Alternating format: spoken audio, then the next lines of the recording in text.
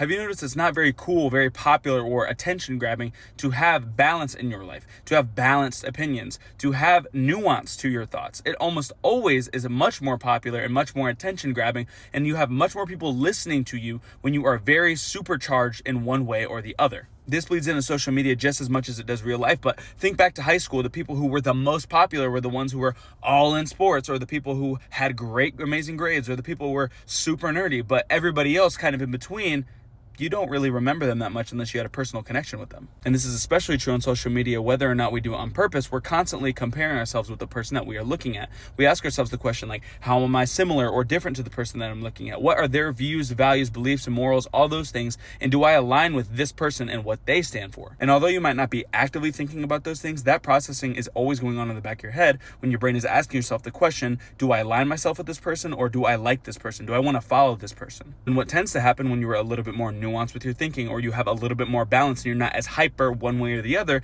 it makes you less predictable, which makes the decision making, whether or not someone likes you or not, or whether they want to align with you, harder. And when that decision making is harder by something that is an automatic or subconscious process in your brain can just opt out to even thinking about the problem. And that really just leaves you with the question to answer, what should you value more as an individual? Should you put more value on being yourself, being authentic, or more value on the validation of others, whether or not you get some kind of gain from either of those things?